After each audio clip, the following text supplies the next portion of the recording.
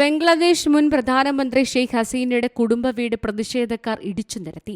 ഹസീനയുടെ പാർട്ടിയിലെ മറ്റംഗങ്ങളുടെ വീടുകളും തീവച്ച് നശിപ്പിച്ചു.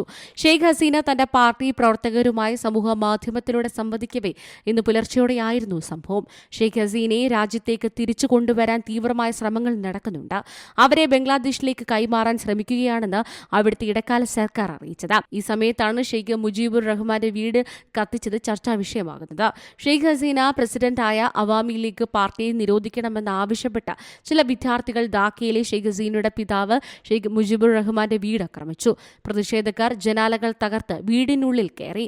അവിടെയുണ്ടായിരുന്ന എല്ലാ സാധനങ്ങളും നശിപ്പിച്ചു. അവർ വീടിന് തീയിടുകയും ചെയ്തു. ഷെയ്ഖ് മുജീബുർ റഹ്മാന്റെ വീടിന് തീയിട്ട സംഭവത്തിൽ ഷെയ്ഖ് ഹസീന ഗൗരവമായി പ്രതികരിച്ചു. അവർക്കൊരു കെട്ടിടം തകർക്കാനാകും, എന്നാൽ ചരിത്രത്തെ തകർക്കാനാകില്ല. ചരിത്രം അതിന്റെ പ്രതികാരം നടത്തിയിരിക്കും. ഭരണഘടനയ്ക്കെതിരായാണ് ഇപ്പോഴത്തെ ഇടക്കാല സർക്കാർ അധികാരം പിടിച്ചെടുത്തത്. ഈ സർക്കാരിനെതിരെ ബംഗ്ലാദേശിലെ ജനങ്ങൾ ഒന്നിക്കണമെന്നും ഹസീന ആവശ്യപ്പെട്ടു. National desk C Malayalam news. ഏറ്റവും പുതിയ വാർത്തകളും വിശേഷങ്ങളും വിരൽ തുമ്പിലറിയാൻ സി മലയാളം ന്യൂസ് എല്ലാ ഡിജിറ്റൽ പ്ലാറ്റ്ഫോമുകളിലും ലഭ്യം.